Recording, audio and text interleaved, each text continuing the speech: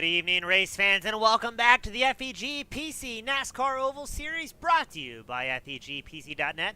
We're at the virtual Daytona International Speedway, kicking off round 2 of the 5th segment of our yearly championship. As always, my name is James East on behalf of Team Goon Squad Broadcasting. Bring the action 1080p, 60 frames a second. As right now, drivers getting ready to roll out on track. Jeremy Paris starting in the pole position. John Ballou starting second. Nicholas Warner starting third. Eddie Hawk starts fourth. Chad Ross starting fifth. Wally Babb starting sixth. Stephen Page starts seventh. John Mullahan starting eighth. Scott Serdinsky starting ninth. Jordan Darnell starting 10th. Chris Luttrell starts 11th. Corey Stahl starting 12th. Cycling back to Eric Park starting 13th. Tyler Tomasi starting 14th. Jay Dargett, the fan favorite, starts 15th. Jeremy Osborne starting 16th. James Kaufman starts 17th. Larry McDonald 18th on the grid. Derek Fulton starting 19th. William Price starting 20th. Ryan Strunk starts 21st. Mark McFadden starting 22nd. Kenneth McCullough Jr. will be starting 23rd. Zach Talley starting 24th. And then cycling back one final time, Jeff Radke starting 25th. Josh Henry starts 26th. Greg Newsom starting 27th. And Sean Powers will round out the 28-truck grid here at Daytona as we get ready to rock and roll and see what's going to happen. 80 laps scheduled. And will we see long green flag runs? Or will we see the big one strike early here tonight? As always, thank you to our fans, friends, and family. Tune in over on Twitch, YouTube. And the race will be also located on the Team Goon Squad Roku channel following tonight's broadcast.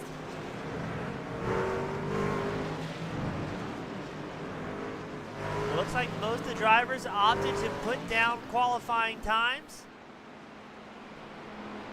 as Paris and Ballou get settled up on their front row. It's going to be Hawks and Babb, your second row.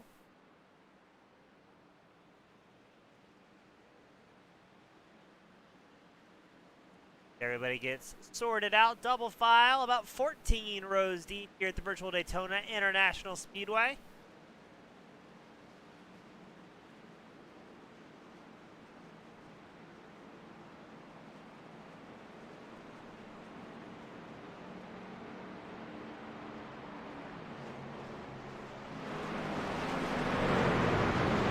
As always, let us know where you're from, who you're cheering for. As it looks like we had a late entry. Josh Henry's number 4 machine having to start from pit road this evening. But again, let us know where you're from, who you're cheering on. Drivers frequently will have the broadcast put up on a separate monitor or device, and they just about always go back to watch and see what they did, studying the tape, so to speak.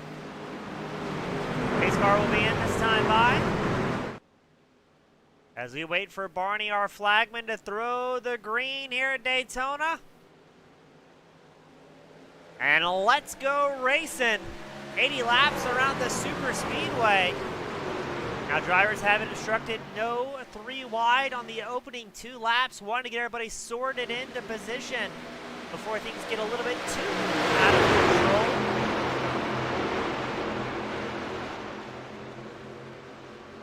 Harris with a good launch. Ballou leading the high line in that number 9 Chevrolet Chevy, running first through 5th so far in the opening lap. Wally Babb battling for 4th in our current fastest Ford F-150. Ballou has the outside line formed up.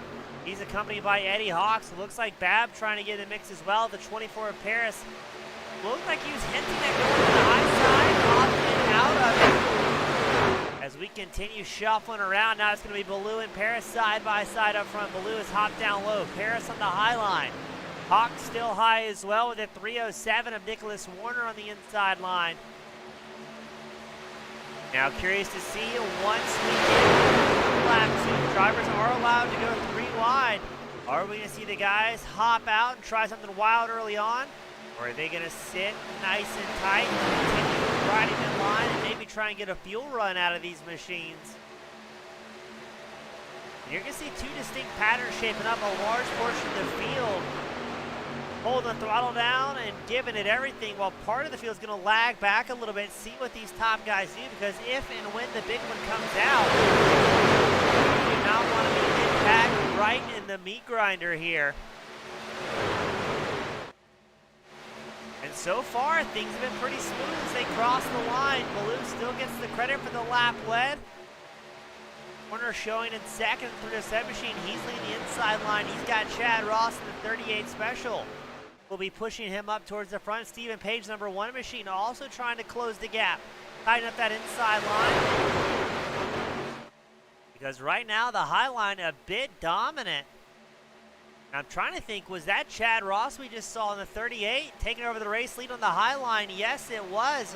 Switching to the top groove. But here comes Nicholas Warner, the 307 machine, pulling a gap from Stephen Page on the inside. Page up 4 spots. Keep an eye out as well as Scott Serdinsky, the number 3. He's up 5 positions gained early on.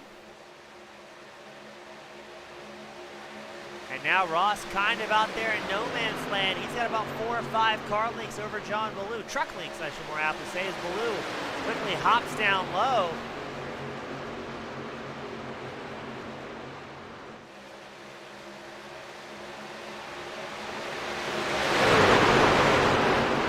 So far, a good start. Now, a lot of these drivers have run the Super Speedway leagues here. As look at that, John Baloo backs out of it down the backstretch. He's going to fall to the apron. Oh, and quickly hopping back in line just ahead of the William Price in the 34 machine. So Baloo maybe saw some writing on the wall up front saying these guys are getting a little bit too excited, a little too unpredictable early on, and wanting to save that truck to make it till the end here. Now, we know Baloo is a long-run hero, but that long run is going to quickly come to an end. And oh my goodness, what a camera angle to pan back to. The big one is out early on at Daytona. It shows Kaufman, Osborne, Babb tied up in that one, as well as Mcdonald. And let's go ahead and get the replay button queued up, because this is going to be a good one, folks. Let's take a look and see where things may have started. Focusing on Larry Kaufman's 41 machine. Ooh, let's back that up a little bit. Get a little enhanced angle here. So watch this. This is Kaufman on the high line, the black and white 41. Looks like the number 3 machine, I believe that is, comes up, I think, into Kaufman. Kaufman gets edged. Tags the 24 of Jeremy Parrish, just an innocent bystander. And then we're going to start piling it up here at Daytona. About half the field, nowhere to go.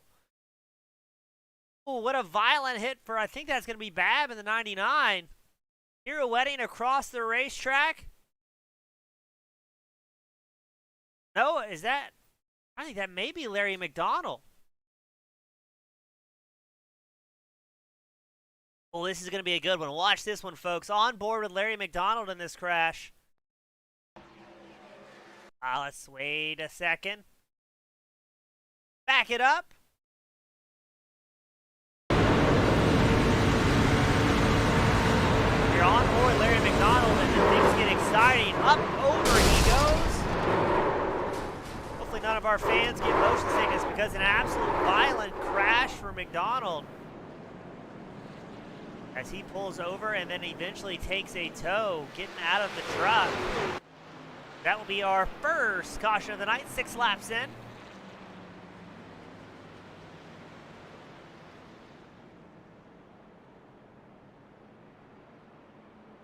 So we get a report, Larry Mcdonald, Jeremy Parrish have taken a tow back to pit road.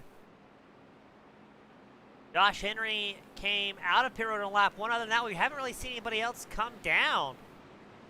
Here we go, Jordan Darnell, Corey Stahl triggering the pit entry lights, as well as Greg Newsom. Scott Serdinsky shows involved in a crash. He's slowing down to let the field by.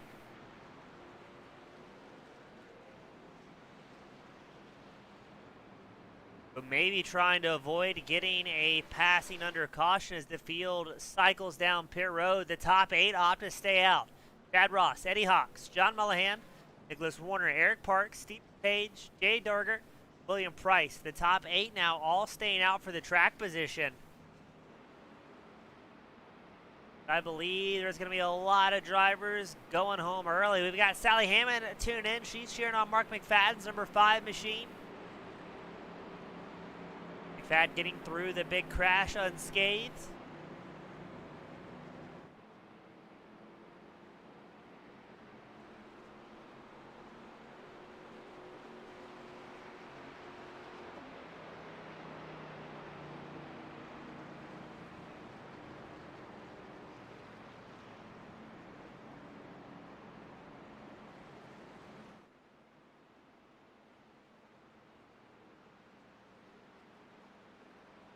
not quite a tenth of tonight's main event finish before an absolute massive crash. Now it looks like Wally Babb, Jeremy Osborne, Jeremy Paris, and Larry Mcdonald are going to have extended stays on pit road to try and get those machines hammered back into shape. But after the damage we saw to Larry Mcdonald getting absolutely sent to orbit there, I'd be surprised if we see that 80 machine able to return back out on track.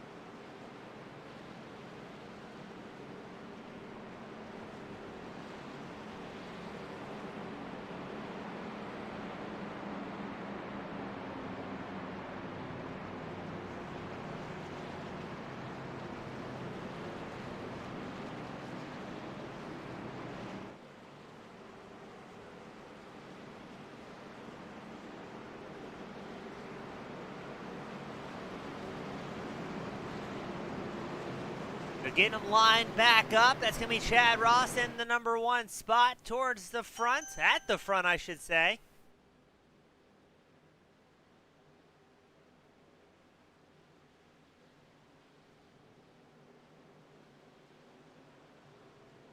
Pace car is in.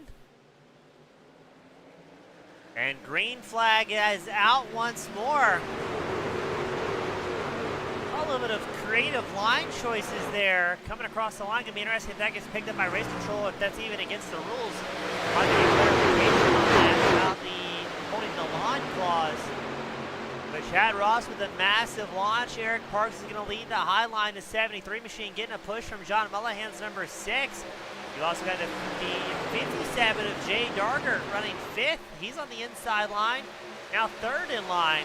As up front, Parks and Mullahan are getting on it here.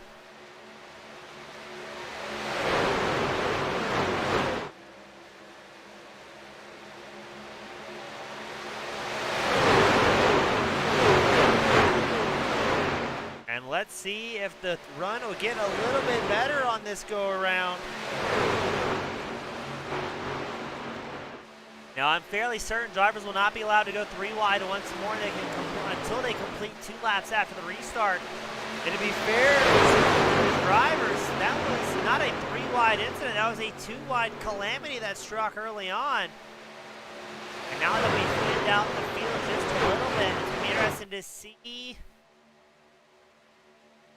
if things calm down. But let's talk about this. Larry Mcdonald, the number 80 machine, is in fact back out on track.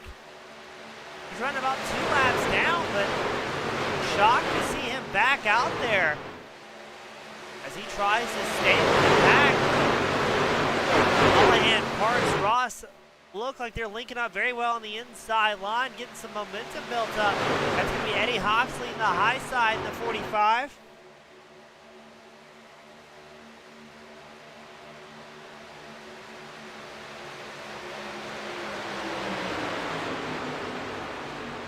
As look at Hawks go with the accompaniment of Stephen Page's number 1 machine ripping the high line.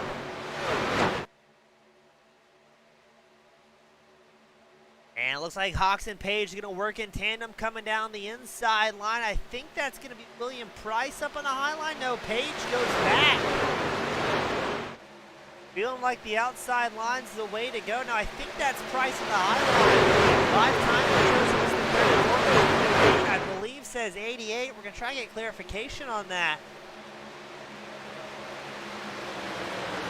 Yes, Price running the wrong transponder on the side of the 88 machine. He will be showing as the 34 on live time and scoring for today's main event.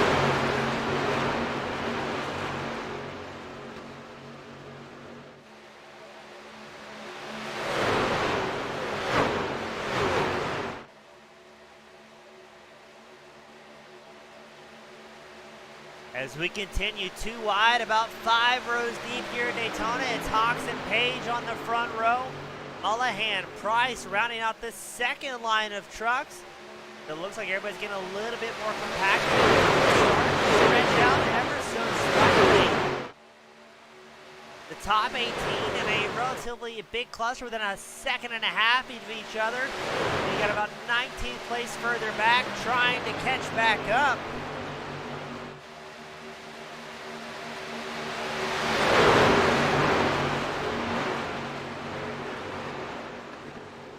Oh no, that looks like Stephen Page. The big one is out again. Oh my goodness, Stephen Page heavily involved in that one. The field nowhere to go. The crash is still happening. What is going on here, ladies and gentlemen? Let's watch that one once more.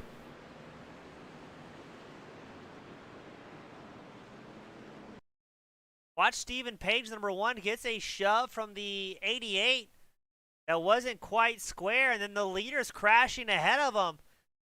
And Page is just going to get absolutely pulverized here. Let's take a nice big shot. Look at that, ladies and gentlemen. Trying to see who that is careening upside down the track.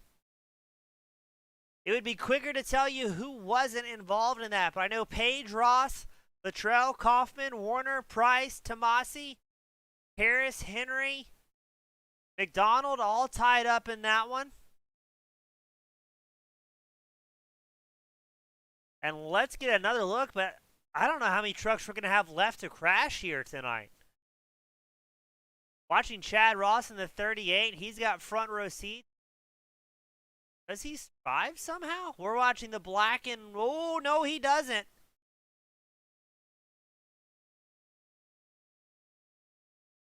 It's very rare you see a spectacular blowover like that.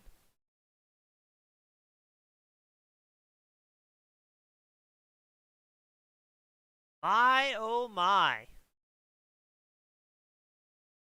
So the second absolute massive crash of the evening takes out an extremely large portion of the field. I mean, I don't think Parks and Dargert, who show as first and second, I don't think they got through unscathed. Both of those drivers bounce off each other as well. They're going to have to come down pit road. I know Stephen Page took a tow on that one. We get confirmation he is done and out for the evening. James Kaufman, Ryan Strunk also on pit road. I mean, my, oh my, what do you do with that? Just nowhere, no room for the field to go.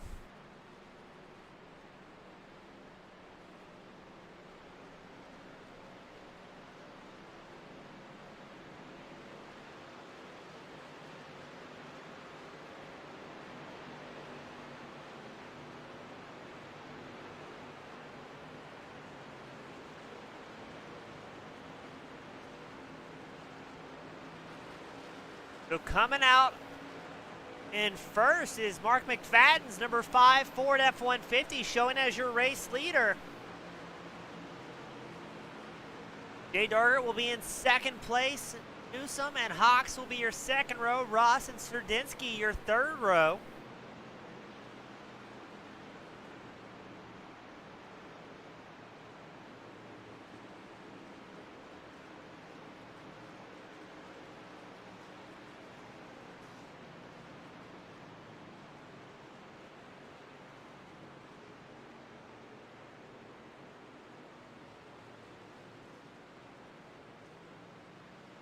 As something's happened to McFadden, he's now dropping back.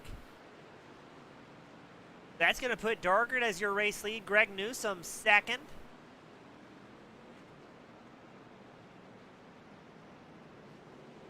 As we are under caution for the second time tonight. Now it looks like Chad Ross, Kenneth McCall Jr., McFadden, Mullahan all triggering the pit row lights.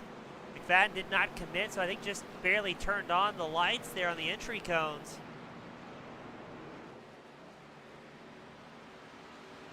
I think a large portion of the field coming back down pit road, trying to get some repairs done.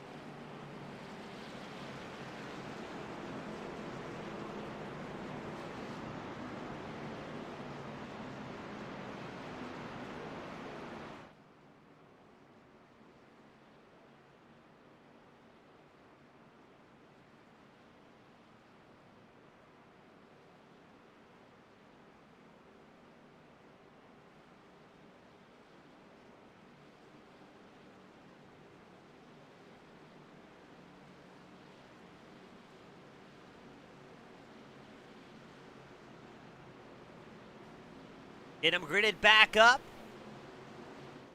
Starting the lap back on lap 17 here. And we are green flag racing once more. Dargert's going to be up front. Greg Newsom on the high line. But how many trucks are still left out on track that don't have some sort of damage here? Looks like it's the top 10 with a bit of a breakaway. I think half the team's driving it here.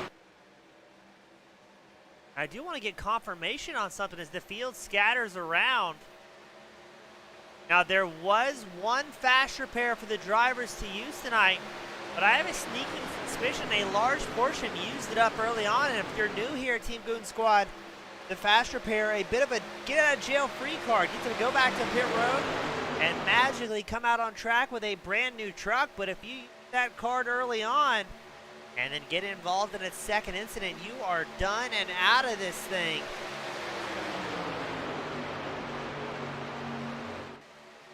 Dargert holding on to the race lead. He has not had great luck at super speedways. Always tied up in something that usually not the 57 machine's fault, so he's thinking he's in, for now, one of the safest spots out on track with no trucks in front of him. And Eddie Hawks pushing from behind in the 45 machine. The top 5 linked up nice and tight here. That's Serdinsky sitting third in the aptly number 3 Chevrolet. Chevrolet still owning the top 5.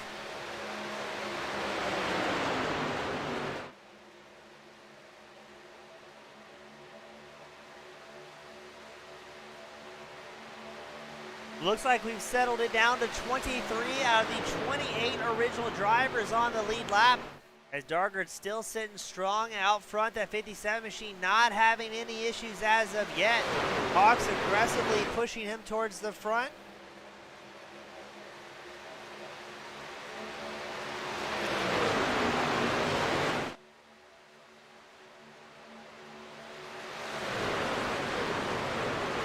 As maybe, just maybe, we'll get a bit of a green flag run here. Now everybody inside the top 10 all came in a lap 14, at least fueled up. We have not seen any green flag stops so far this evening. We're not entirely sure what the fuel window is going to be and just how long these drivers can go. They do have a limited fuel tank here at the FEG PC NASCAR Oval Series, able to hold 65% fuel in these machines. As we are a quarter of the way through this main event, it looks like a large portion of the field seems to be content going single file for a little while. Maybe, just maybe, not wanting to sacrifice any more body panels.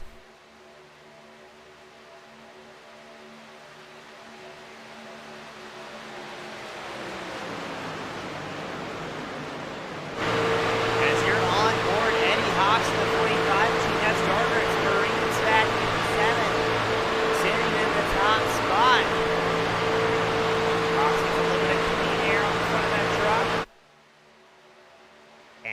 right back into the single file formation. Looks like Serdinsky's happy following along as well. Ooh, Hawks almost went a little bit too tight there, worrying about the double yellow. Now, what I think a lot of non-drivers don't appreciate, these guys really can't see much when they're tight in the draft pack like this. You kind of got to trust the guy in front of you to hit those turn-in points just right, because you can just about only see through their rear window to make your own reference marks.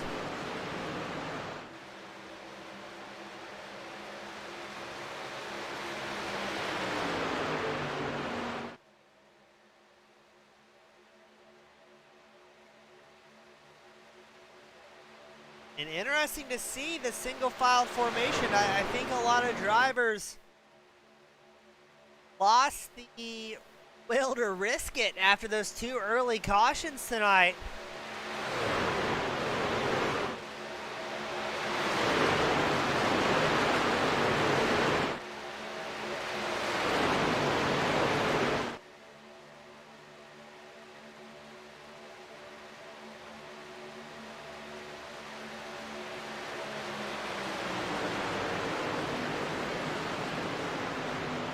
Going a little bit further back into the field as McFadden's number 5 machine. He's still up 11 spots from where he started, tucked in behind Jordan Darnell's number 15 machine. And for the most part, everybody's still in a very large single file line. Darnell setting intense just ahead of McFadden. He's about 1.3 seconds back from race leader Jay Dargert. Hopped out of line. No, I think that's Darnell on the high line, number 15 machine. Oh no, is that Zach Talley? Number 30, out there in no man's land, looking for a way around in a bit of a side draft. Not going to find it as Corey Stahl picks up another spot. Stahl moves up to 9th. Jordan Darnell in the 15, falling back ever so slightly.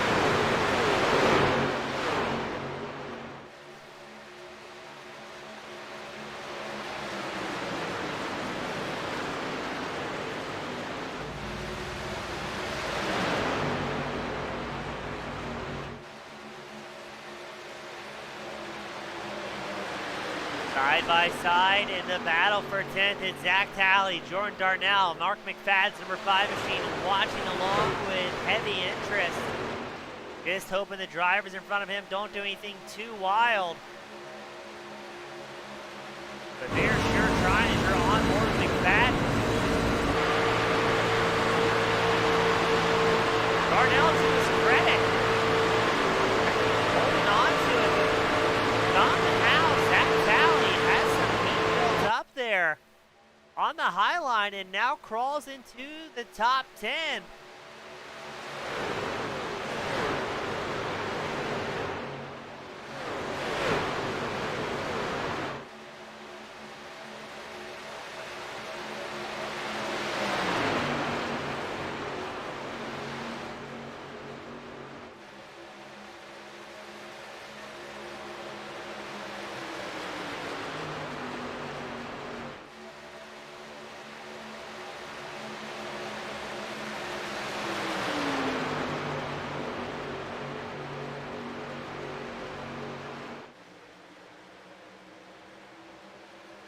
We're interested to see if Talley can keep that forward momentum. He's up 16 spots, and he's been doing a fantastic job working the side draft. No support from in front or behind, as now he pulls up alongside Sean Powers. He's going to make it 17 spots gain.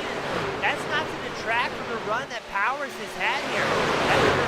Ford at 150, he's up 20 positions. Looks like our hard charger out on track.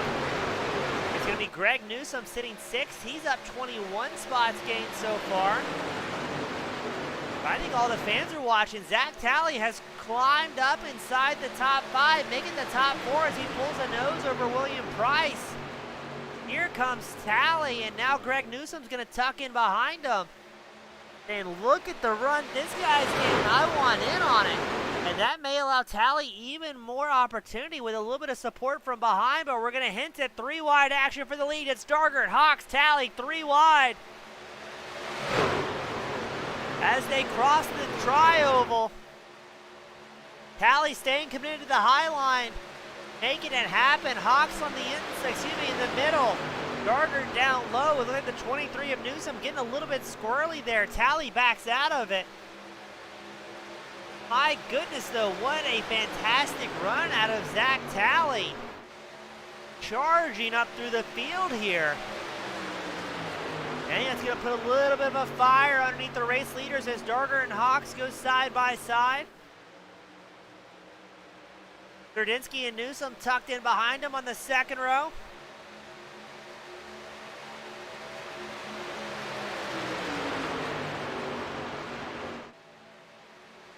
Now, I think Darger and Hawks may be teammates, so they may be very well content to have two of their trucks, two of those teammates, running first and second here. I don't think just 20 laps in, anybody's going to really try and press the issue too much to make it 3 wide once more. I don't think that's what Tally was looking for. I think he's going to try and carry that outside run as he's been doing, and then maybe Hawks and Darger communicated or talked to their crew chiefs and say, all right, guys, what do you take up to the racetrack here? And that is exactly what they're doing.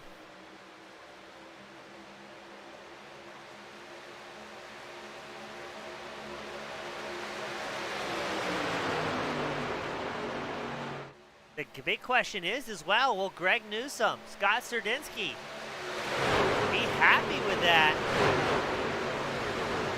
As I think they are. Hawks drops down low in front of Darger. Newsom has linked up with Serdinsky on the high line. Price still in 5th. Tally has fallen back to 6th, just kind of watching.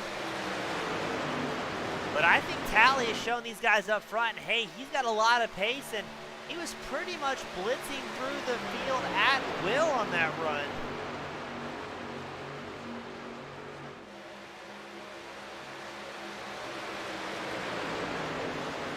And now Newsom trying to work the side draft against Eddie Hawks. We're 2 wide, 2 deep up front.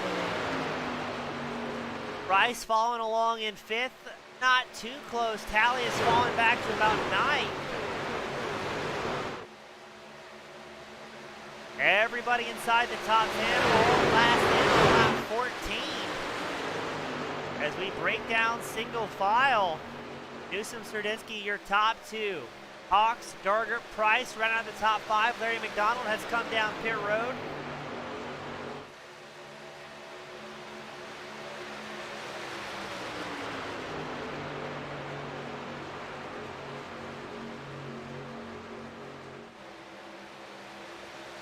Let's see what's going to happen. Newsom and Serdinsky.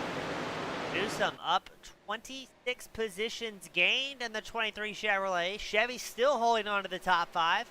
Fastest Ford out on track is Wally Babb's 99 machine. He's sitting 6th. The fastest Toyota being Jeffrey Radke, the 51. He is in 8th, up 17 spots gained so far. Jeremy Paris coming down pit road.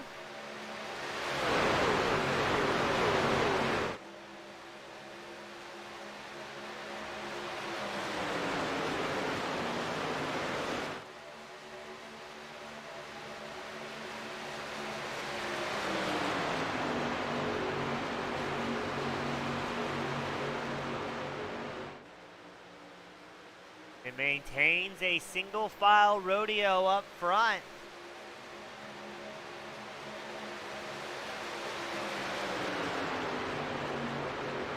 Still the top 20 running within about 3 seconds of each other. The field, the entire field is single file at this point. Hopefully we see some green flag stops here tonight, show a little bit of strategy and see who's working with who. As Newsom and Serdinsky pull about a 1/4 of a second over Eddie Hawks in the 45. Hawks still linked up with his teammate Darger, who sits in 4th.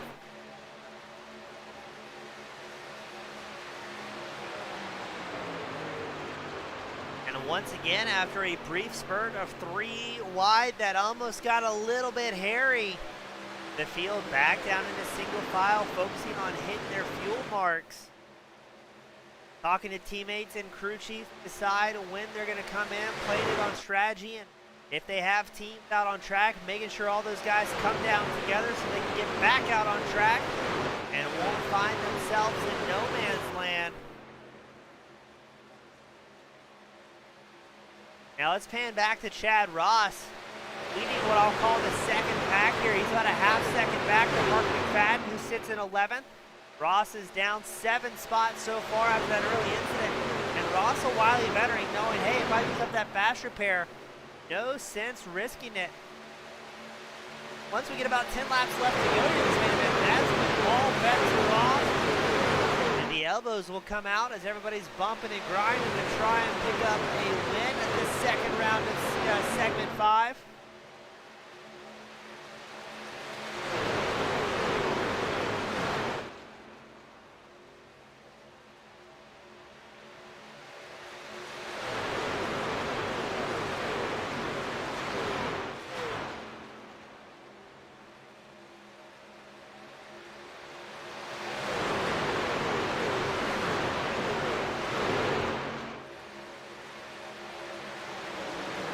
The laps keep clicking off. Newsom and Serdinsky still nose to tail up front, holding about a 2/10 advantage over Eddie Hawks. Hawks still has Darter, Price, Babb, Powers, Radke, Stahl, and Darnell right behind in the top 10.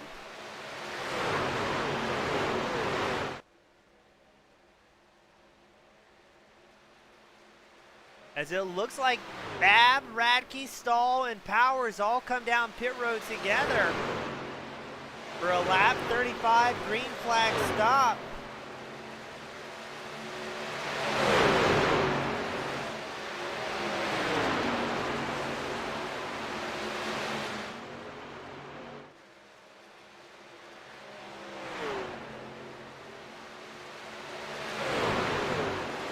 So we've got live timing tower pulled up on the left side of your screen so you can see where your favorite driver is as we are midway through the green flag stop so far tonight. Newsom going high for a second, not sure the rhyme or reason, as Serdinsky will take over the race lead in the number 3 machine. Odd to see Newsom backing off the pace here.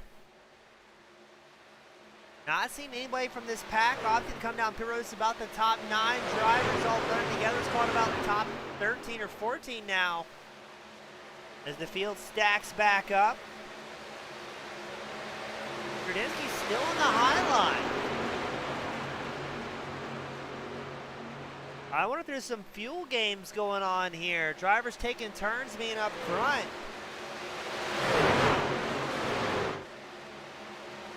And it's getting a little bit busy as we go 3 wide through traffic.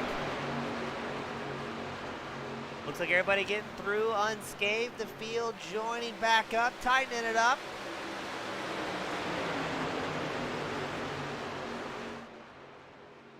Now everybody inside the top 15 came around to lap 14 or 15 as Hawks and Serdinsky go side by side up front. There's going to be traffic once more to force it 3 wide down the backstretch.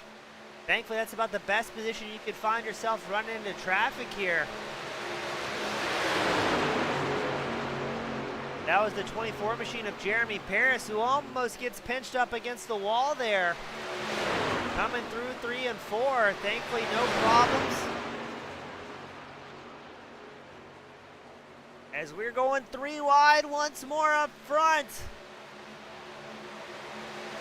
It's Hawks, Gardner, Serdinsky, Ross all in the fray here. Drivers will very soon be trying to shuffle down pit road, and how's that for a prediction? Everybody except for William Price, Parks, Henry, McCullough, and Fulton and Ballou. And no, we've got problems on pit road. Hawks got into, I think, Mullahan there. There's going to be problems on pit road here. Mullahan may be out for blood. William Price will take over the race lead. He's got Parks, Henry, McCullough, Fulton, Ballou tucked in behind him. Everybody inside this pack except for William Price came down a pit road on lap 15. Price, his last stop was on lap 14. He's got to be getting close on fuel.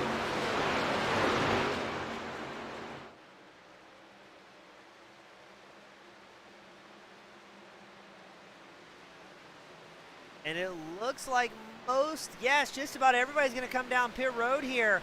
Parks leading the charge. Hopefully we have no more problems on pit road. Looks like everything goes nice and easy here. And I think that's going to put Jeffrey Radke as your race leader. He's got Wally Babb, Jordan Darnell, Corey Stahl, Chris Luttrell, Sean Powers all linked up. That's going to be the top 5 in the pit strategy here.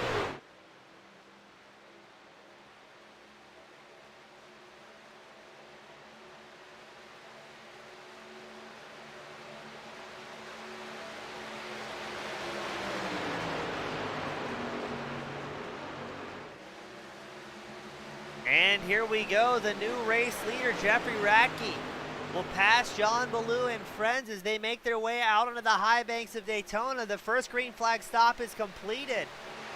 John Mullahan in pit road for 1 minute and 30 seconds after getting a little bit of help going off into the grass. I'm wondering if he maybe got a penalty there, as this pack is about 3.1 seconds ahead of Eddie Hawks, who sits in 7th. It's a 6-truck breakaway as we get ready to reach the halfway mark of today's main event.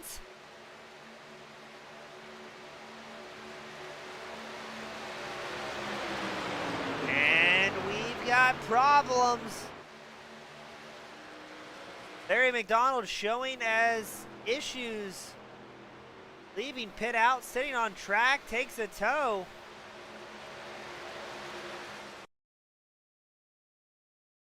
Let's see what happened to him there. Does he grab too much apron?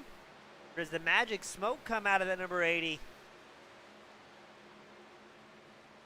He just pulls to a stop and rethinks life choices.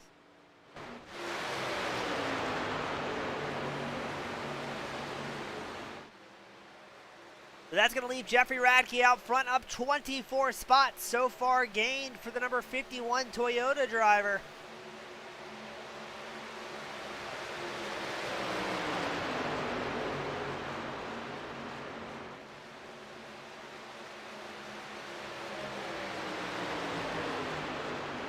And now it's going to be Wally Babb taking over the race lead as Radke hops to the high line, letting the top 5 drivers by. Radke will fall back to 6th. That's going to put Sean Powers as your current hard charger.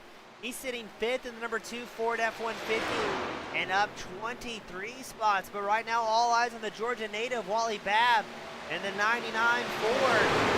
He's got Jordan Darnell, Corey Stahl joining him in the top 3. Chris Luttrell, Sean Powers, Jeffrey Radke round out the top 6 pack. But look at this. The second pack joining the fray with Eddie Hawks and friends in hot pursuit.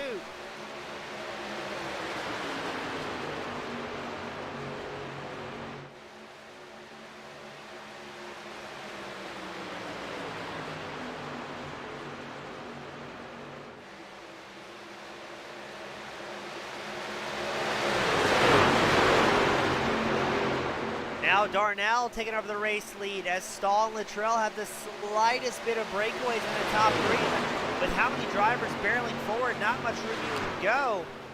As it looks like Derek Fulton in the 07 machine clicks off the fastest lap of the race, hitting a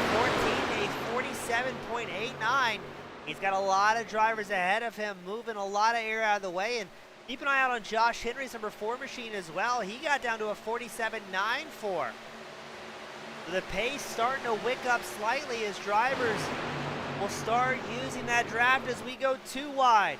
Hinting at 3 wide up towards the front. Corey Stahl, your new race leader, the 66 machine.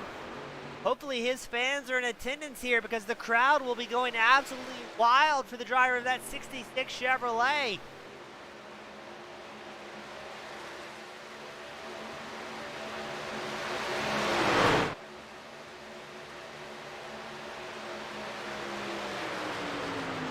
Now we got a report from, I think it's going to be Tyler Tomasi in the 76 Toyota. Here on his team is Scott Serdinsky. Tomasi unfortunately out of the evening with a destroyed engine after the big one. Absolutely hate to see it for the 76 Toyota driver, but still he's out here cheering on his teammates.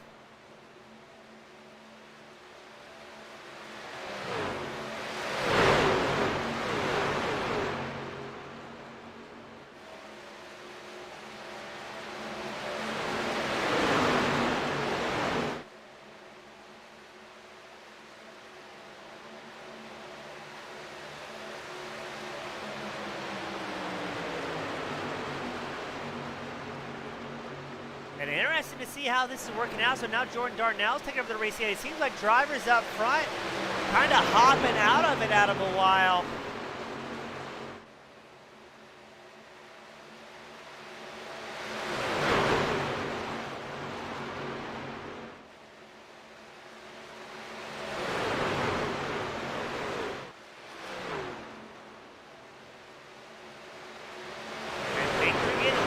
Drivers cycling in and out of the race lead. It's going to be once again Eddie Hawks, Chad Ross, Scott Serdinsky, your top three. Parks and Darnell rounding out the top five.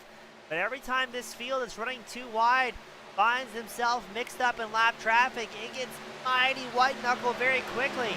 Drivers hitting speeds in excess of 190 miles an hour here at Daytona. As we've got 35 laps left to go in this main event. It's a 5-truck breakaway. Hawks, Ross, Serdinsky, Parks, Newsom have pulled 3/4 of a second over Jordan Darnell.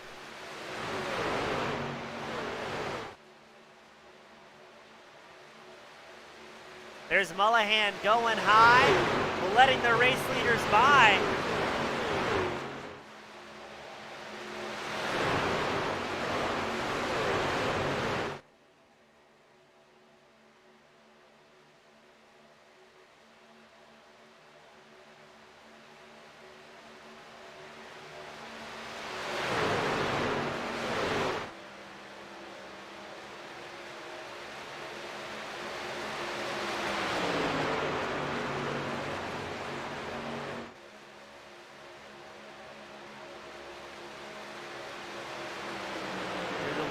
Lap traffic there next to Greg Newsom. Mullahan's going to tuck in right behind him.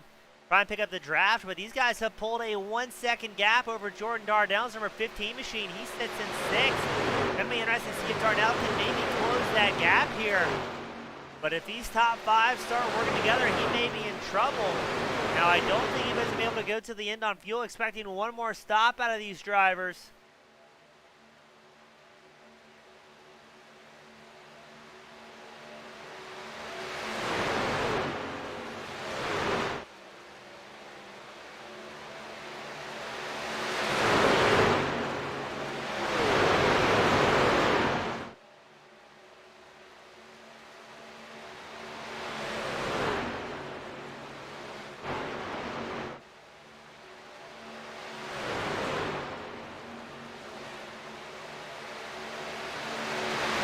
Hawks holding on the race lead. He's getting pushed by Chad Ross. Serdinsky looks for a little bit of clean air on the front of that number 3 machine as Eric Parks, Greg Newsom still sitting right behind him.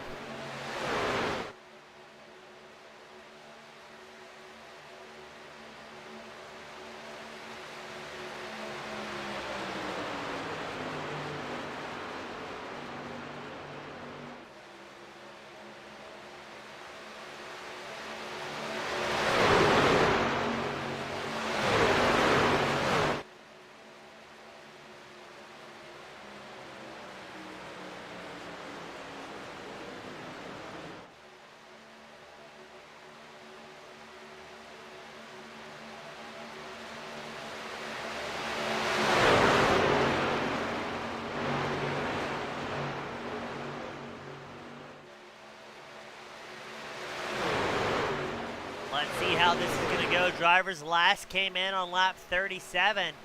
I want to say we're seeing about 20 laps of a green flag run out of these guys. As let's pan back to Chris Luttrell, leading that second pack. He's trying to close and doing so rather successfully, but was over a 1-second advantage that Greg Newsom and Finn had over these other drivers. Look at that Wally Babb talking in behind Luttrell saying, let's go catch up to those lead pack before we save any fuel. And it looks like that's going to be a little bit easier as they go too wide in front of them, punching a massive hole in the air.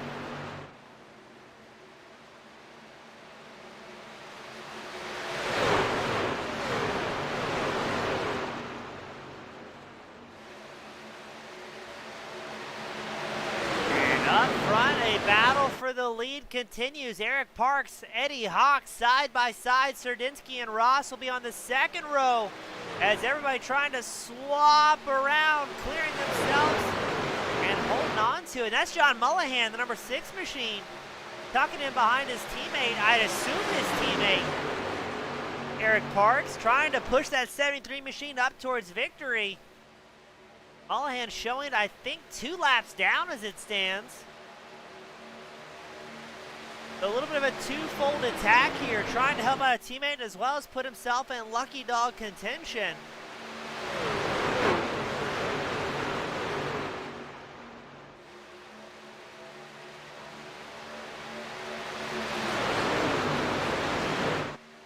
This is going to be interesting. James Kaufman leaving his pits after, if I read that right, 35 minutes of repairs for James Kaufman's 41 machine.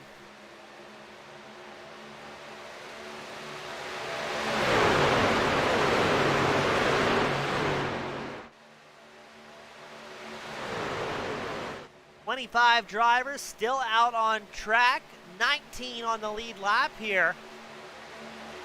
Our Chargers, Greg Newsom at 23, sitting 5th, up 22 spots. And again, the field is on single file. Is this a hint? We're going to see some more green flag stops in the very near future.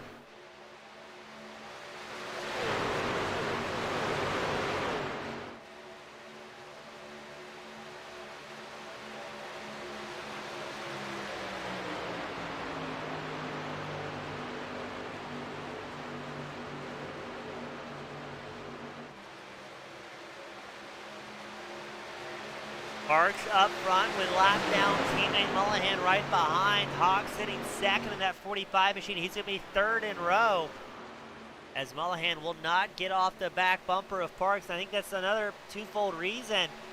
Not sure if Mullihan has a little bit of damage here. We can see the right side of Parks definitely scratched up on the 73 machine.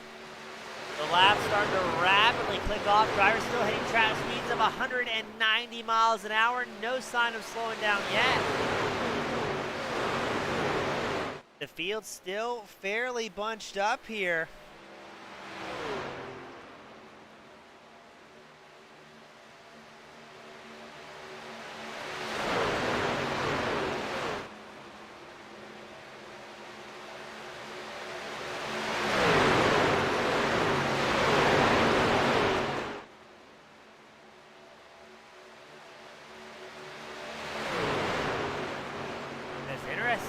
Mullihan still carrying good pace, not really losing much time here.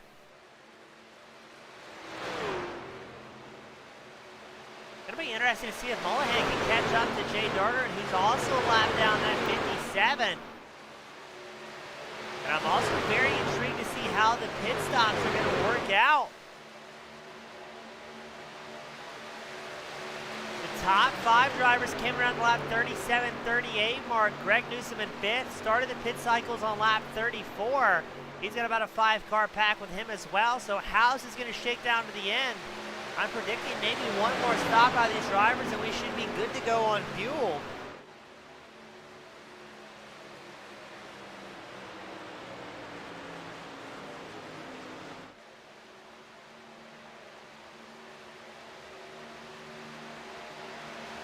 "26 laps left to go," as Parks, with the help of teammate John Mullihan, pushing their way up to the front. Now, I think at this point, we're going to see the drivers kind of take it easy, stay calm, get to that final green flag stop, if we can get to a green flag stop, before licking the stamp and absolutely sending it.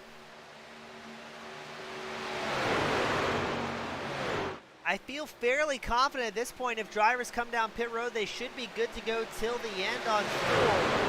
Maybe we can try and squeeze a couple more laps, but most importantly, these guys are going to run the tank as dry as they possibly can down to the very last drop. That way, if we do have a green-white checker attempt late in the race, or hopefully not, but multiple green-white checker attempts, they will have that extra fuel in reserve so they don't find themselves on pit road.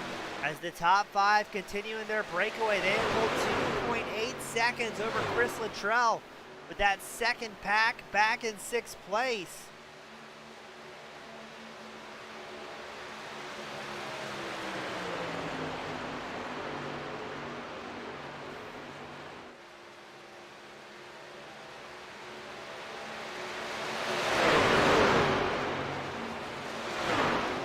interesting. Let's pan back to Chris Luttrell. They were closing the gap with the company of Wally Babb, but no, they're going to come down pit road together. Luttrell, Babb, Darnell, Stahl, Radke, Powers, all down pit road for their final stop of the night with 24 laps left to go. That's going to leave about the top 9, top 10. All came around to lap 37, 38 here at Daytona. Ooh, I'm a little worried for those guys. Will they have enough gas to make it till the end?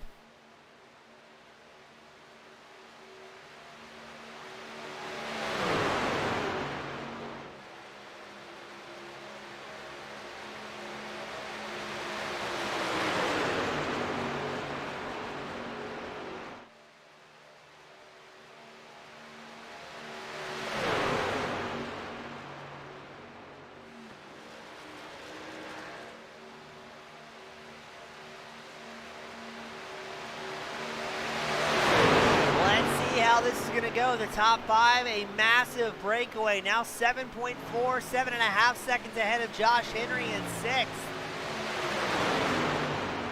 Henry has John Ballou, Kenneth McCullough, Derek Fulton working with him. 23 laps left to go, and we think everybody inside the top 12 is going to have to pit once more. Chris Luttrell came in a lap 56 with that massive pack of drivers. And he's going to be about 45 seconds back from Eric Parks, your race leader. Now, a pit lane time from entry cones to exit cones has been about 39 to 40 seconds. That's still going to show him about 5 seconds back from the race leader.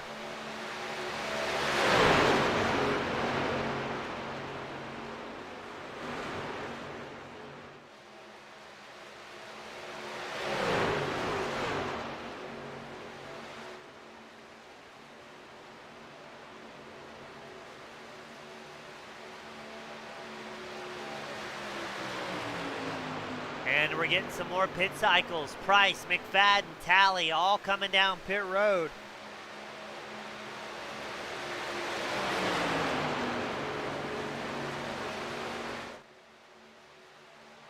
When is Eric Parks and friends in that top 5? That now is the answer. Parks, Ross, Hawks, Durdinsky, and Newsom. All getting to load up the final stop of the night. Where is that going to put the rest of the field? Chris Luttrell leading his pack of friends. Going to try and come around and take up the race lead. It shows Henry, Ballou, McCullough, and both of your race leaders, but they still have one more stop to go. They came in a lap 38 with 21 laps left. 4 drivers, have yet to hit their final fuel window of the night.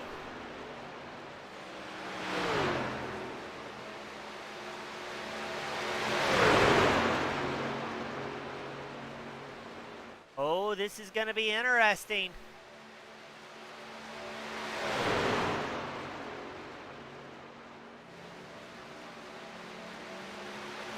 Now, Eric Parks must have had problems on pit road. He's in his pit stall for 45 seconds. Wondering if he got a pit road violation, I'm thinking.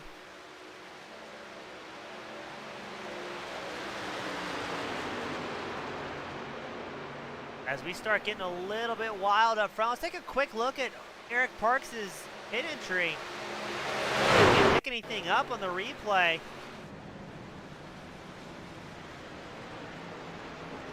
That was not the camera angle we were looking for.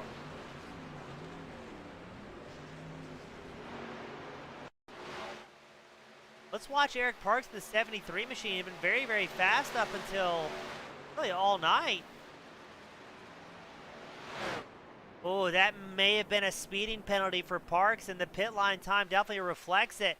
He's in that stall for about 52 seconds, so unfortunately Parks will throw away the race as now Ballou, McCullough, and Henry come down pit road for the final time. Look at John Ballou flat tracking it on the pit road.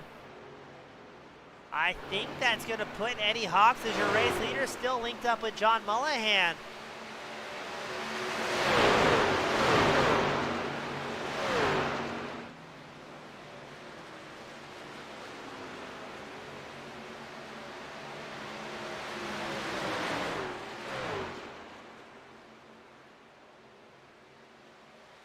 And let's see, it's going to be Eddie Hawks.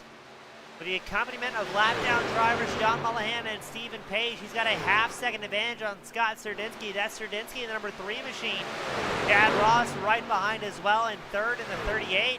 Other than that, it's a 2.3-second gap from the rest of the field. We think these drivers are good to go till the end on fuel.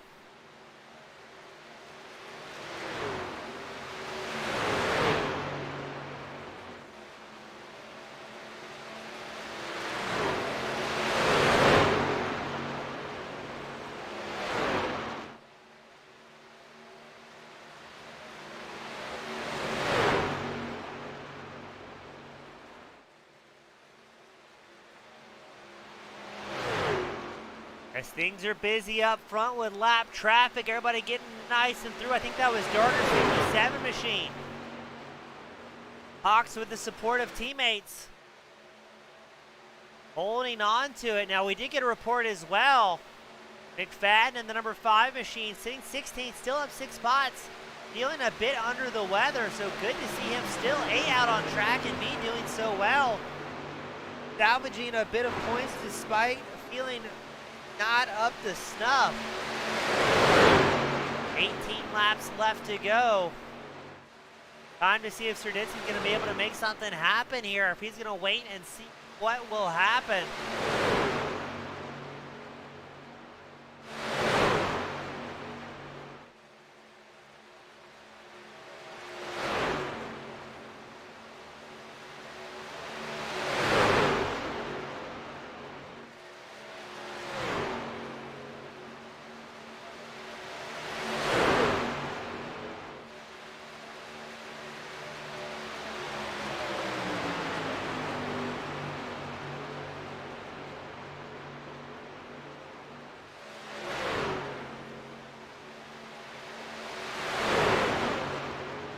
Eddie Hawks holding on to the race lead, but here comes Serdinsky up on the high line.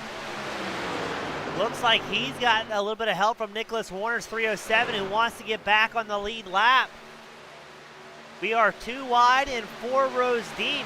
Now again, the 307 is a lap down here, but that is not going to stop Scott Serdinsky from taking advantage of that situation, using that draft as far forward as he can.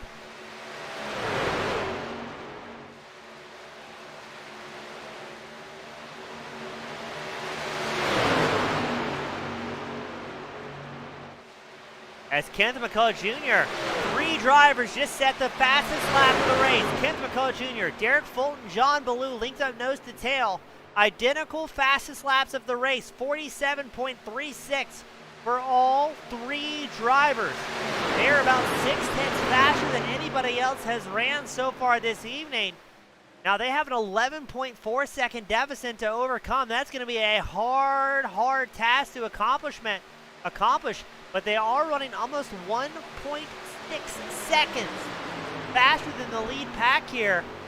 This could be quite the comeback story if we go green all the way with 15 laps left to go. And more drivers starting to pull up and lend their support to the 4th, 5th, and 6th place of McCullough, Fulton, Ballou. Here comes Chris Luttrell. Here comes Sean Powers. Here comes Wally Babb. Now, if these guys start going side by side, they're going to throw away any chance they have of catching up to the race leaders. And the gap has already dropped to 10.9 seconds to the top 3.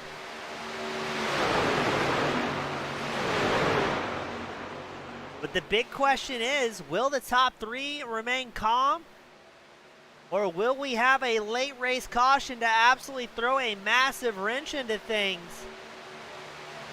As an announcer, I would be ecstatic to see this little freight train that could catch up to that lead pack.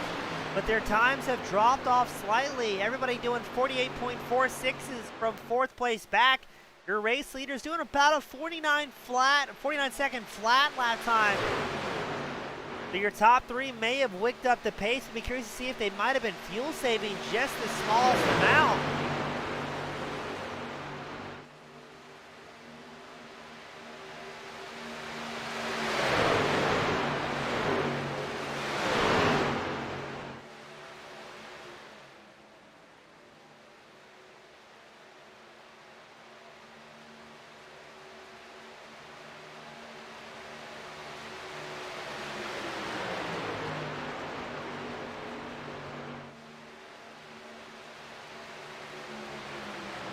The gap now closing to 9.7 seconds and fast to your top three.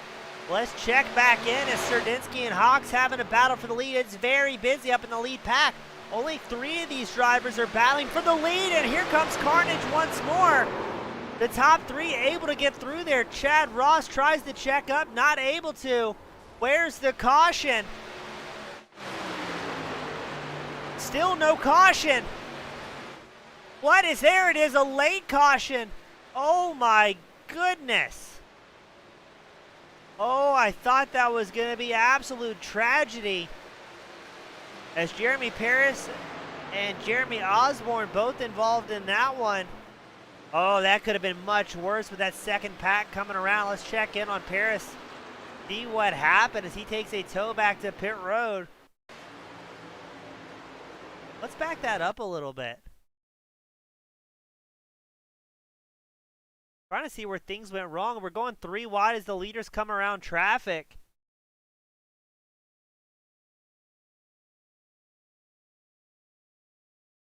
Oh, whoever was down a lap came down a little bit as Paris went up. That's Osborne and Paris causing the incident. Stephen Page trying to get through the number 1 machine, nowhere to go. Chad Ross in the 38 looks for an opening that is quickly closed as Paris spins back up the track as Page goes low. Ross gets into him. Here comes the number 11 getting back into the fray. That's Osborne. And since the drivers were technically off the racing surface, well, until Osborne went back. Oh, look at that. That is the last thing you want to see, blitzing around at 190 miles an hour with no caution.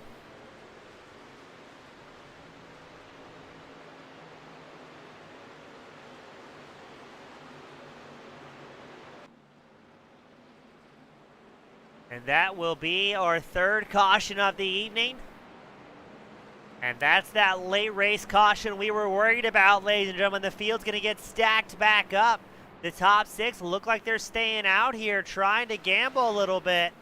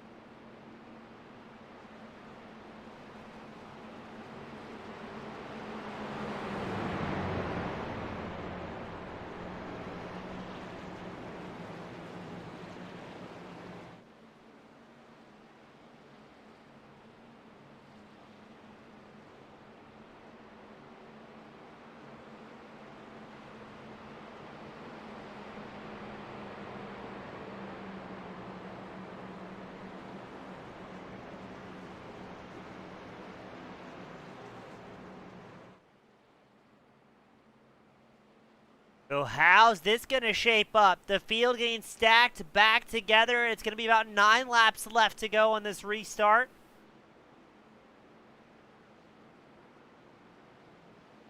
Your top 6 opting to stay out. Sean Powers in 7th. Starts the field of those who came in on lap 69. And a little bit topped off. They'll be good to go on fuel. And we're going to wait on the official crash report to see how many drivers will be forced back to the virtual hauler after that one.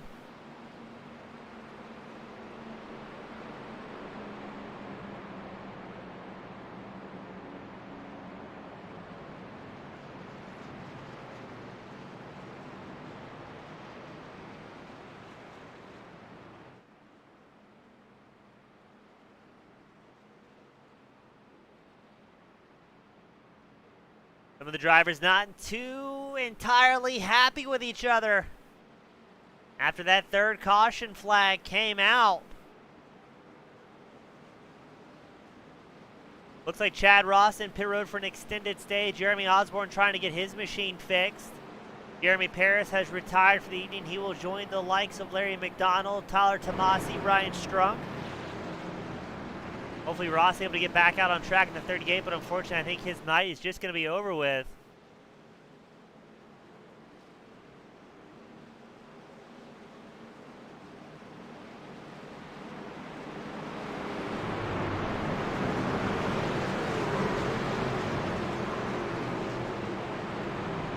Grid back up, double file, but cautions breed cautions. Can we go 9 remaining laps without another incident?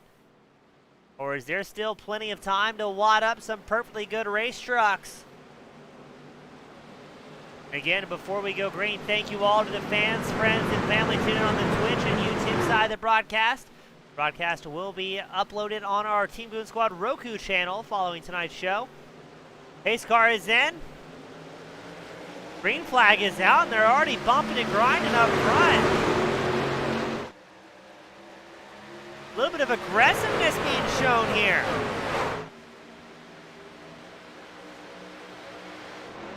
Is that a telltale sign of what's to come as Hawks and Serdinsky go side by side up front?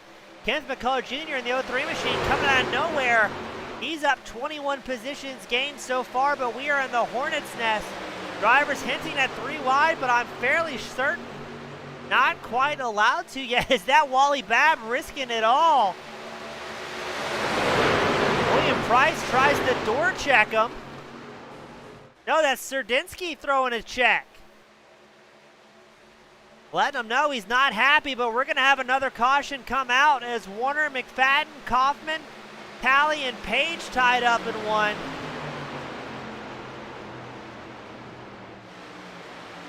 So to answer the age-old questions, we will not be going green till the end.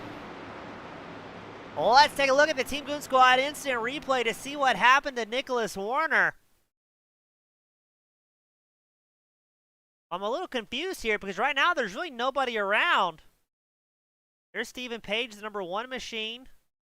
Are they coming around? Oh, there it is. That's the number 5 machine of McFadden. Let's back that up a little bit, see what happened to the driver, the number 5. Oh, there's your problem. He got hit. Trying to see who that is behind McFadden. It looks like it's the number 30 machine. Dargert gives a tap to the 30. The 30 goes high, just catches the back of McFadden. McFadden comes down the track, gets drilled by Dargert, launches back up. And then the hits will keep coming as the field just comes piling in. The 307 drills McFadden. And then everybody gets it woed up and do a halt. And that'll be our 4th caution of the night. Those green-white checkers looking a little bit more likely. And that's going to put Kenneth McCullough Jr. as your race leader under the 4th caution. John Ballou will be 2nd. Eddie Hawks will be 3rd. Serdinsky and Price will round out the top 5.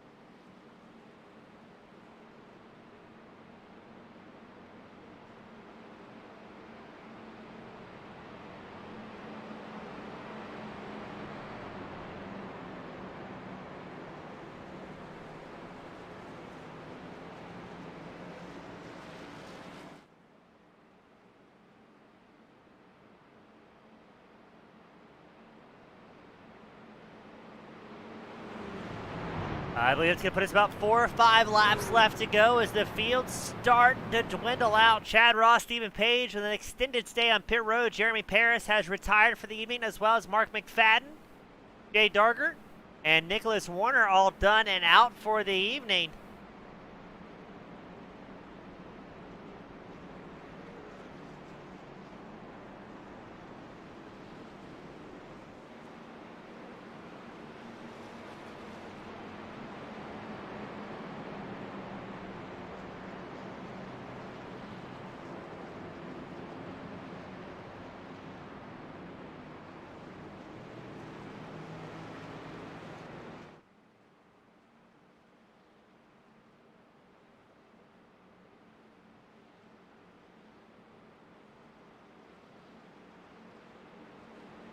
Let's try this once more before we get into green-white checker conditions.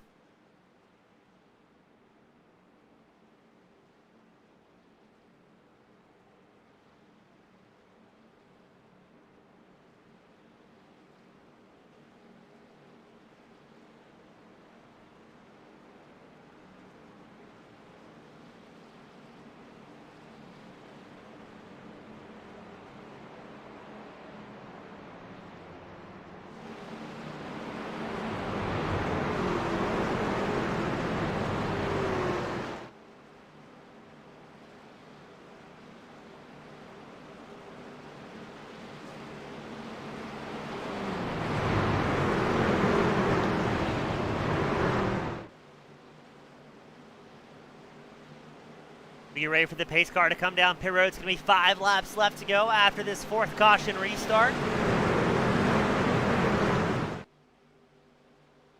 Barney, our flagman, gets prepared.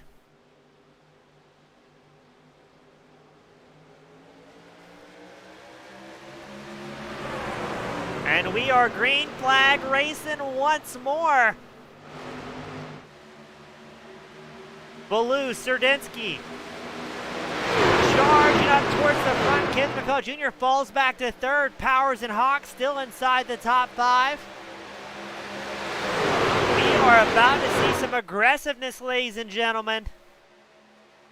McCullough takes a peek at the outside line, goes back down low, trying to get a wheel up the inside of John Baloo, but Baloo has Serdinsky and Powers linked up right behind him. Here comes McCullough with Eddie Hawks, pushing him up towards the front. McCullough has done some amazing things at super speedways in the past, but it's still very early. 5 laps left to go as we shuffle around 3 wide behind our race leaders. Oh, and we've got somebody blinking somebody in the wall. I think that was Jeffrey Radke.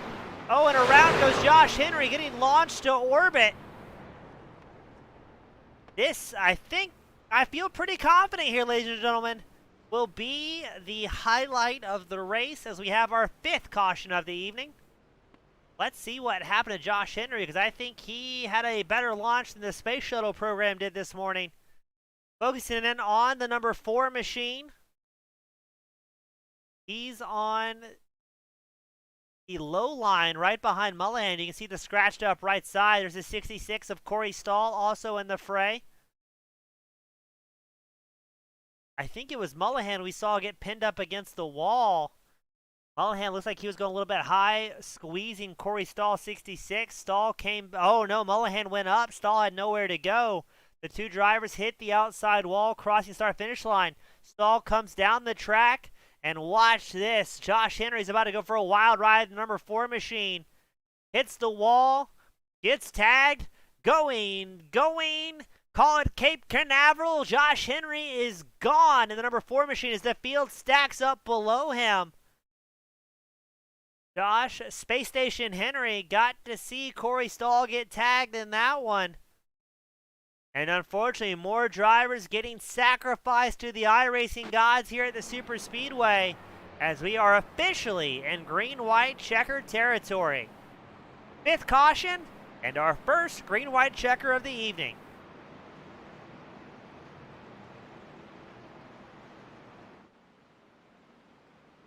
Now, we do have 2 green-white checker attempts this evening.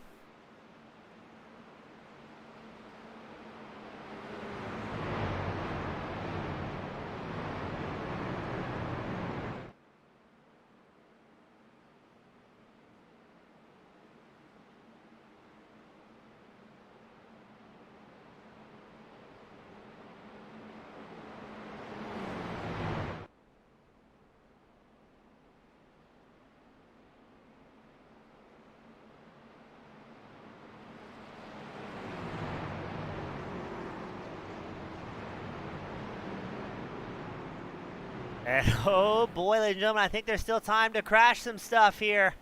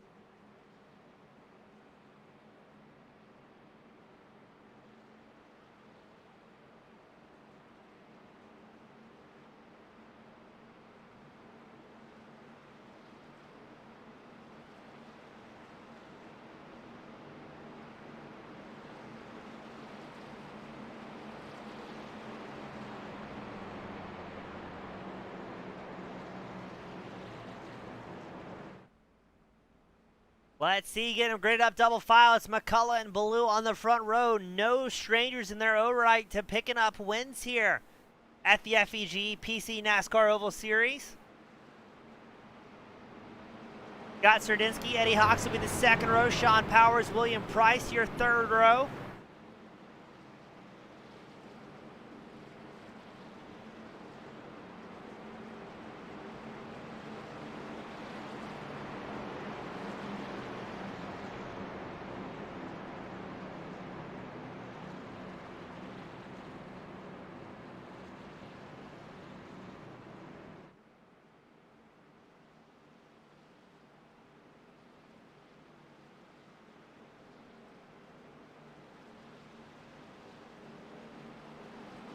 Getting ready for that iRacing safety car to come down pit road.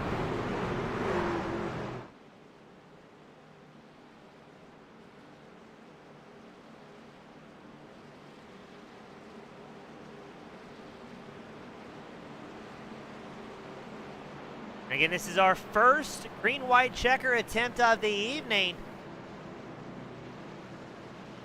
If we have a caution before the leaders take the white flag, we will re-rack them and try for our second attempt. And if they're not able to make it happen on the second attempt, we will end this main event under eye-pacing conditions. Our fifth caution, first green-white checker attempt. Pace car in this time by.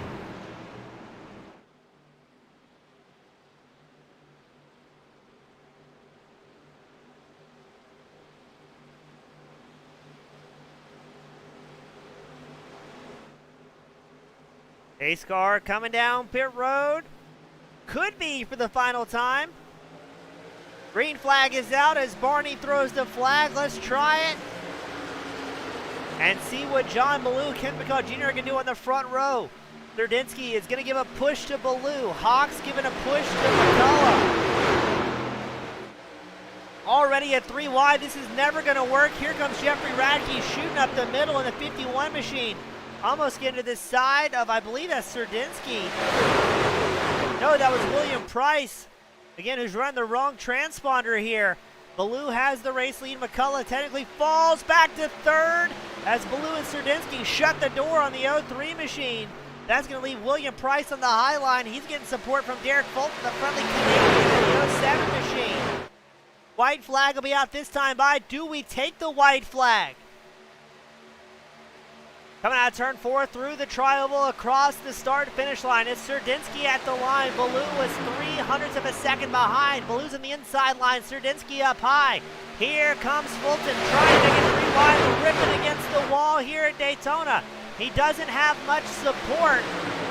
And unfortunately, Fulton's charge will stall as the field comes sliding around. Ballou switching lanes like an absolute mad lad. He's going to shut the door on Serdinsky. Serdinsky gets turns. The field stacks up behind him. It's going to be a 3-car shootout. It's McCullough, Ballou, Radke with a massive breakaway. Ballou falls back. Maybe trying to get the drag. It's McCullough coming out of turn 4. Who's it going to be here? Radke, Ballou right in tow. Ballou's going to try and make something happen. You can see Eddie Hawks in the background as it's a drag race to the finish. McCullough looks to the inside line. Radke goes high, but it's going to be it's going to be McCullough. Radke and John Ballou, your top 3 at Daytona after a massive pile up under green-white checker conditions. My, oh my, what a finish. McCullough, Radke, and Ballou bringing it home somehow, some way. And let's take a peek where things went terribly wrong for a large portion of the field. We knew it was going to happen. We just didn't know when. And there it is in all the glory. Scott Serdinsky gets turned. I don't think it was on purpose by Price. But just an absolute bloodbath here at Daytona. Trucks flipping through the infield. That was the number 15 machine of Jordan Darnell. He's involved in a heavy hit. And all of a sudden, McCullough, Radke, and Ballou able just to stretch out and rip away. McCullough celebrating in style here at Daytona. Never mind the wall tap.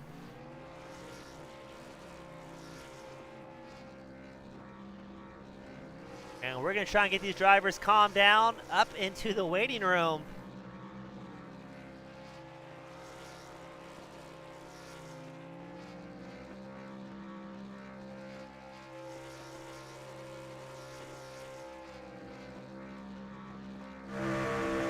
Yes, look at that. John Ballou, Kenneth McCullough Jr. putting on a smoke show for the fans here at Daytona. They know they put on a great race result, and they couldn't be much more happy, I don't think, as they let all the magic smoke out of the engine. My, oh my, what a race, what a race.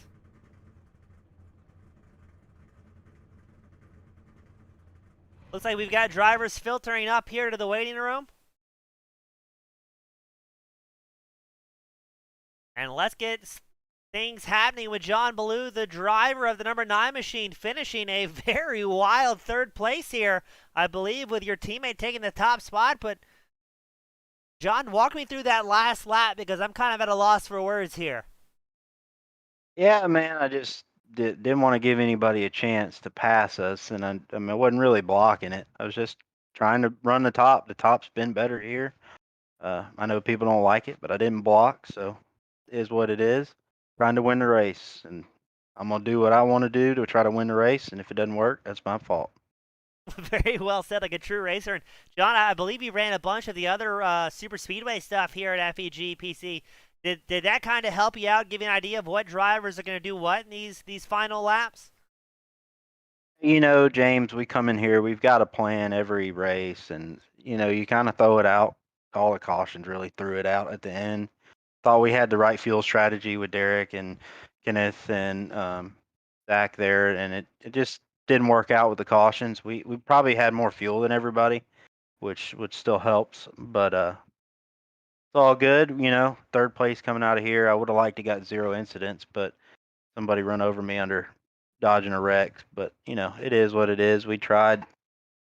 Couldn't ask for a better finish though, really. Yeah, with how many drivers either didn't finish or finished way off their qualifying mark, only lost one spot over the race tonight, and still a relatively clean race truck by the time it's all said and done. So well done to you and teammate McCullough. A lot of fun to watch, a lot of fun to call that green-white checker attempt. And John, before I let you go and celebrate with the rest of the hooligans, who do you want to give a shout out to that helps make it happen for you? Yeah, we got to shout out everybody over at Reaper Speed Lab, Boyd Hogan, Randall Fox, Chris Hill, and got to thank Gail Force on the truck, a Bruzy. I think everybody over at DFR Blue, we do work hard. It didn't work all out where we all could finish up front, but we all had a good shot and a game plan. I mean, Derek was coming on there on the third lane as hard as he could come. I was really hoping we could have just battled it out between us three, but can't be disappointed. We did what we wanted to do. We finished one of our trucks in the victory lane, and that's all that matters at the grand scheme of things right now is just making sure our team finishes well. Awesome. Well said. Always a pleasure talking to you. I know you're getting more and more familiar with the interview, so always great having you up here in that number 9 machine. A lot of fun to watch and a great result. So looking forward to having you back out in the coming weeks, my friend. Yeah, thank you, James. Thank you for putting on the show. Hopefully it was good for the fans out there. Absolutely. Take care. That was John Ballou finishing second. Up next, we've got Jeffrey. Oh, can get him. Jeffrey Radke joining me in the 51 machine. Jeff, it's been too long, but it's always a pleasure talking to you, my friend. Good evening. How are you? I'm well, sir. I think I'm a little hoarse after calling that green-white checker attempt. We knew it was going to get a little bit exciting. I don't know if we expected it to be that exciting. How were you able to snake through relatively clean in that 51 machine and bring home 23 spots as tonight's hard charger? I honestly have no clue. A bunch of luck, catching people when they weren't paying attention. Well, it seemed like it worked out well for you. Had a good night on pit strategy, had enough fuel to go to the end after a lap 69 pit stop. Were you thinking we were going to use both of our green-white checkers here this evening? I did not. I did top off on that last caution, or 2 cautions before the last one, just to make sure I had enough in case we did use them. And Jeff, we've seen longtime veterans such as you, such as McCullough, some of the other usual suspects we've been calling for years now, opt to either not qualify or purposely start at the back. What's the thought process there? Is it trying to avoid the vortex of danger, or why is the call made? Yeah, just take it easy. 80 laps is a long way to go. If it starts running green, you can start getting in the mindset of pit strategy and trying to be as fast as you can there. But in the beginning, I usually let all the crazies work their way out before I Well, start charging. It seemed like there was still a lot there left at the end, so good to see that 51 machine come through relatively unscathed tonight and finish up on the podium. A great result, a hard-fought second. Now, I know it wasn't the first you're looking for, but still have to be very happy when you realize it's going to be a 3-car breakaway there at the end. Yeah, very surprising. I was glad I made it to the front as fast as I did, actually. As soon as they started spinning behind, then it became if I could pull a move on McCullough or not, which is hard to do. Very well said, McCullough, the wily old veteran in his own right. But, Jeff, always a great time watching, my friend. A great finish here tonight. And before I let you go and celebrate, who do you want to give a shout-out to? First and foremost, my wife, Jeff, for putting on the league every week, you for broadcasting, of course, and Rylan with the Distance Auto Group for letting me drive for him. Awesome, Jeff. Always a pleasure, my friend. Congratulations on a second, and hope to have you back up here in the coming weeks. Yes, sir, James. Have a good night. I'll talk to you at Iowa. You as well, sir. All right. That was Jeffrey Radke finishing up in the top spot. But up next, the man, the myth, the legend, the Georgia native, Kent McCullough Jr. Welcome back to the top spot. Finally, all that strategy starting to pay off for you. Yeah, nice to talk to you, James. It's been a long time. It's been too long, especially in the number one spot, my friend. We've seen you start in the back plenty of times before, be it on the regular Monday night series or the super speedway races that run throughout the week, just to try and keep your nose clean. But it seems like more often than not, just bad luck befalls you and the 03 machine. And it seemed like for the first time in a long time, just about everything that could have went your way did tonight. Yeah, that was a good race, man. Lot of different strategies going on the whole time for sure. Now, Kent, we talked to Jeff, and we've seen you and the other wily veterans start at the back of these things. At what point do you decide it's time to start moving up towards the front and try and get to the very front where it's a little bit safer for you lead drivers? Not entirely safe, but better than the mid-pack at least. Yeah, my goal the whole time was just stay in the back till the end. I wasn't planning on doing anything to the last pit stop. With the way these X's are and points against you and all, you don't need to get any X's for sure. If I could have come out of here with a top 5 clean, I'd have been happy, but winning it made it much better. Now, speaking of saying that, did you have to use your fast repair tonight here at Daytona, or was that just an original truck you're rolling on? I got no X's all night. Attaboy, that'll save you a bunch of money in every sense of the word. So, Kenneth, a great job out there. And what were you thinking when you saw just about everybody wadded up right behind you? And next thing you know, it's just you and Radke Baloo drag racing to the end here. Be honest with you, I was looking out the front end, not the back at all. I was actually hoping John would have stayed down in front of me. I didn't realize he was going to pull up, but he did a good job there. All the teammates did tonight. Well, Kenneth, it was a great finish up 22 spots from where you started, a clean race truck, and accompanied by some good friends and longtime rivals on the podium. So, again, like you said, you couldn't ask for a better night, picking up a win, 0 incidents, maximizing your points here at Daytona. Now, what's the feelings going into the rest of the segment? Any tracks you're apprehensive about or particularly excited about? I'm excited for the next 3. I think they're going to be good races. You won't see me starting in the back and none of them. I got to change the strategy up a little bit. Try to do something different. Well, always a lot of fun watching you drive. And again, it's been too long having you up in the top spot. The fans were losing it for you. The broadcaster was losing it. So a great win all the way around, Kenneth. And for, again, like the first time in a long time, you've got the privilege, the pleasure, the final send-offs of the evening. Who do you want to give a shout to that helped make it happen for you, picking up the win in the 03 machine? I'd like to thank you for doing a hell of a broadcast. You do a good job, better than anybody else I've seen on here. Thank Jeff for putting these things on. He does a hell of a job. And thank everybody for tuning in, and especially my aunt that tunes into every one I race. This one's to my Aunt Melinda. Awesome, Kenneth. Congratulations. Enjoy the celebrations, and we'll see you next race at Iowa. Yeah, buddy. Have a good one. You as well, my friend. That was Kenneth McCullough Jr. finishing in the top spot here, the second round of Segment 5 of the FEG PC NASCAR Oval Series, with Jeffrey Radke, John Baloo rounding out the top 3. Great racing, great friends, and even better fans tune in each and every week. Thank you on behalf of FEGPC.net, as well as Team Goon Squad Broadcasting, spending a Monday night with us. My name's been James East, and I look forward to having you at the next one. Have a great night, everybody.